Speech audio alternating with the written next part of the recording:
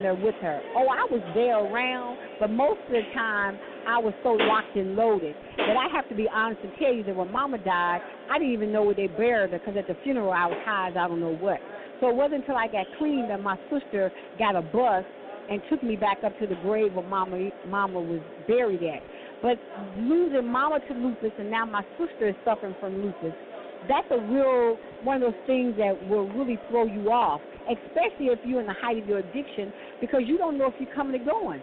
So I wasn't the daughter that I thought I was. See, when we're addicted to something, you really have this idea that you're doing all these grand things, but you're really not. I thought I was the best daughter going just because the big-time dope dealer that I was with was buying me coats and laying them across her, and I would take money by there and spread over and all that. That wasn't doing anything. I thought I was. And so that did not help my disease because my mind would kill me at any moment because I felt guilt and shame. And so that didn't help the situation at all. And what do you say to people that might get caught up in that whole culture? Because like I said, part of what you were doing was getting caught up in that culture. I know a lot of people that are into the entertainment world also find themselves caught up in that culture because they think that this is the only way that they can be a success is by getting caught up in these things that are not going to be beneficial to them because they see the glamour. I mean, that's even what we see with our kids and everything. They see the glamour of the drug dealer. They don't necessarily see the fact that it could lead you to serving time in prison and definitely doing other things. They don't see that part of the aspect. They just see the glamour part of it. So when you have people that are coming in, and I imagine you have people in your gym that are of all ages, what do you tell them, particularly the young ones that might be getting caught up? Because I know Houston has got a very serious problem with some crime elements there, from what I understand. I've got friends that live there and know the Houston area. Even though I'm from North Carolina, I've got friends from all over the country, and I do know that that is an area that's got a very it's actually got almost like a dual nature to it, because on the one side you've got people like the Bushes and everything that came out of Houston and out of the oil industry, but you've also got a very active inner city in Houston. So when you talk to people that are coming from these different lifestyles, what do you tell them about to encourage them away from what they may see as the glamour part of that lifestyle? Well, the first thing I do is I stay transparent so that I can tell you the truth. Because as long as I'm okay with who I am, I don't care what you ask me, I'm going to tell you the truth. And one of the things I always tell the kids is don't believe the hype. Because when once up, you can always come down. And anything fast, just like weight loss, if you're doing something really fast, it's going to come back fast. And so if you're running a fast life, then it's going to run out.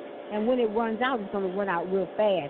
Oh, it looks real good, like I tell them all the time, the diamonds and I used to go to all the pro fights and hung out with all these people because that's the crowd that I was in. But I always tell them to take me as an example. Look where I am now. I had to go to my lowest of the low. I had to go to a point where when I got high, I smelled fire. And I would pour water on all my clothes in my house. See, I always tell them, don't be like me, be better than me. And a good prime example is I have a son right now that's struggling. And in his mind, weed is no big deal. And he thinks that that's okay.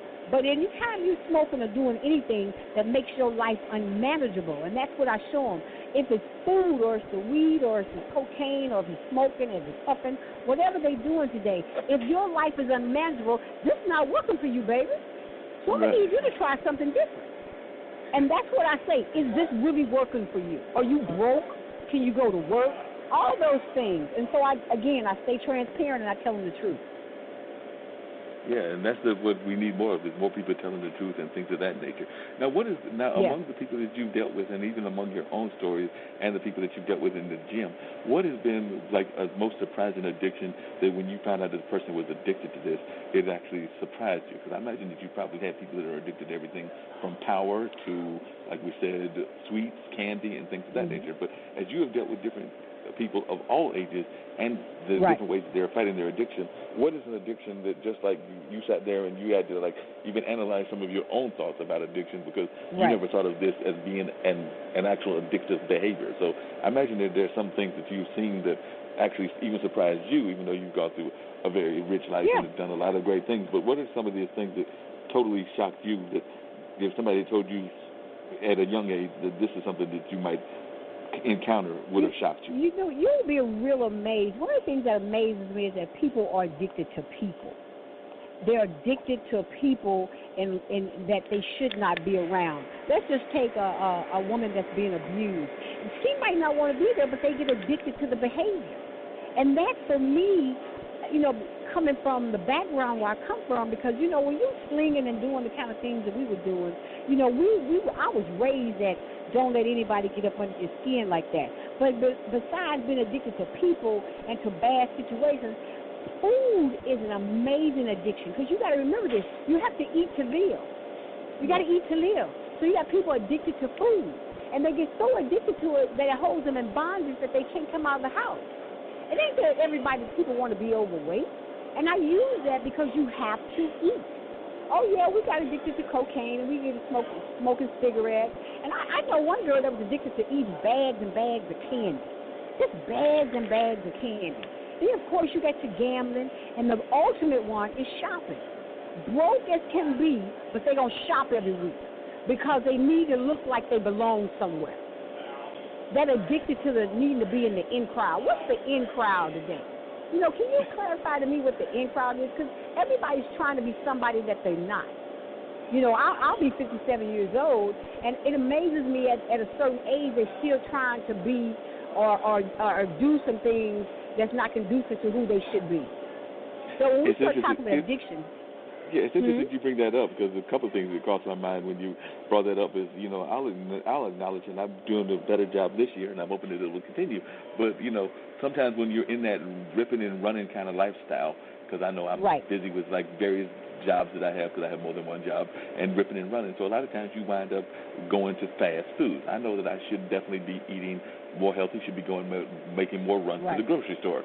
But, it's an addiction to go to fast food. And I know that that's an addiction, because you have this addiction to go into McDonald's, Subway. I mean, sometimes you might go to the one that is supposedly more healthy than the other one, but you're right, it's still a form of an addiction, whether you want to acknowledge it or not, because you feel that that's what you have to do in order to survive. Because, like you said, food is a very important thing. But that's what your mind tells you. Your mind will tell you that. Your mind will say, I don't have time, so I'm going to run in here. But you got to remember this. When I run in McDonald's or Wendy's or whatever, there's still an opportunity for you to make a healthier choice.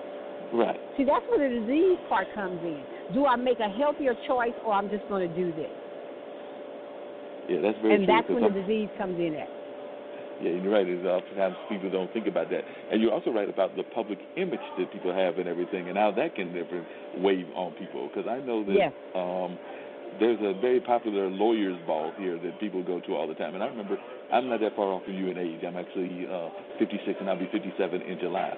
But I do remember that at the early time of going to those balls and everything, you would see people that would be coming to these lawyers' events. I'm sure the doctors have one, and all the big professional organizations have them. I know that because I know a couple of people that do event planning. I believe there's one lady named Evangeline White that's out of Houston, if I remember correctly. But I know that a lot of times people would do these events, but a lot of times you'll see multiple generations going there, and you're sitting there going wait a minute. I understand, to some degree, I understand the 20 to the 30-year-old trying to pick up the lawyer man or woman. I understand that to some degree and everything. I don't quite buy into it. That's not my game and everything, but I get where people would get into that mindset. But then you have people that are going in 3 generations deep.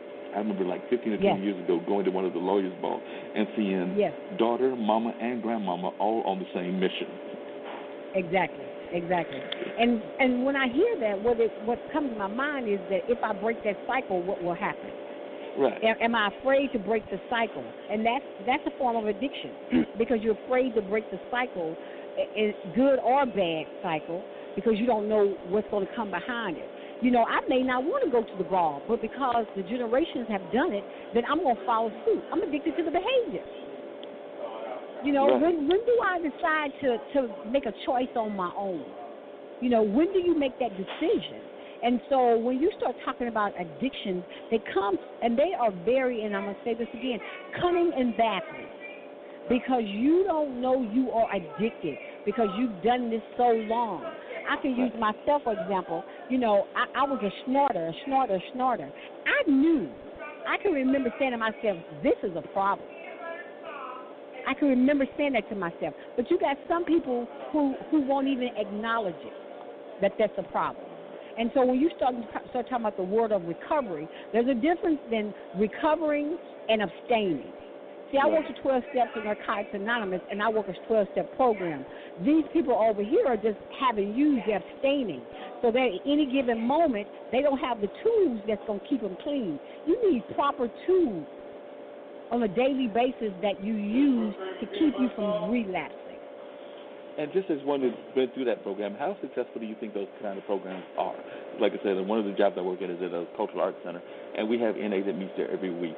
And for the most part, it looks like a lot of these people are doing well, and they're on the road to recovery. Some have been clean for anywhere from 20 to 30, maybe even 35 years, if not longer. But I was just wondering, as one who's been through the program, of the different kind of programs, what is your view of these kind of programs? Do you think that they're successful? Do you think that they actually work well? And also, or do you think that there needs to be other things involved? I also know that you're very much religious. Let me tell you something. I can stop you right there. I am a 12-step baby. I am a 12-step Narcotics Anonymous baby. If I could go to an NA meeting every day, all day, I would, even with 25, 26, coming up on 26 years clean. Because what happens is my family don't know me. They love me. They will love me to death, but they've never used. I need to go around people that are like me, that have situations like me, that think like I do. See, if you've never done hard dope like I've done, you can't help me. So I work 12 steps, and for me, it is the best thing because it keeps me grounded. It keeps me humble. It teaches me how to take it one day at a time, 1 second at a time. It tells me to keep the focus on me and not you. And when I go to my meetings, I could go in there. If I need to throw 5-letter, 4-letter words around, nobody's going to look at me any different. But if I go in the church house to a meeting, they're going to think I lost my mind, right? Although I go to church, and I love my church, and my whole church know I'm a recovering person. But they can't get with me when I need to get real down and dirty and talk about how angry I am and how I don't want to cope no more. And then I say that, dust myself out, and walk out the door, and I'm good. Well, that actually brings up another interesting. Yeah, that actually brings up another interesting question I'm just kind of curious about, which is that we all know that there's NA and that there's Alcoholics Anonymous. There are other addiction programs as well, but those are the ones that everybody knows. Now, we've already established that people in general have various kinds of addictions. So when you run into people that have these other kinds of addictions that don't necessarily have a program for them, like I don't know that there's a Candies Anonymous. I mean, there may be, but I don't know that there's a Candies Anonymous. So if you run into people that are addicted to these programs or addicted to these things that don't necessarily have the program that's in step or that's in tune with the 12-step program, what kind of advice do you give them so they can fight their addiction? Because, like I said, I know that, of course, there's the ones that everybody knows, which is NA and AA, and there's others. I know that there's a couple of other ones, like I think there's a Sexual Addiction Anonymous and everything, but I don't know how often they meet. Don't know that as many people know even where to find them. You would be so amazed. They have Overeaters Anonymous, Sex Anonymous, Gambling Anonymous. They have so many anonymous programs out there, you would be amazed. But however, for a person that rolls up on me and tells me I got this issue, first thing I do is come go to a meeting with me and just sit down and listen. Because anytime you're struggling with any disease, you can replace drugs, the word drugs, with whatever you're going through. See, I could give you my NA book right now, and wherever it says drugs, you put candy. You know what I'm saying? So there's always something that you can do. I invite women to go with me to women's meetings at my NA organization. If you're struggling with divorce, if you're struggling with anger, all those things, I encourage you, come go to a meeting. Find a meeting in your area.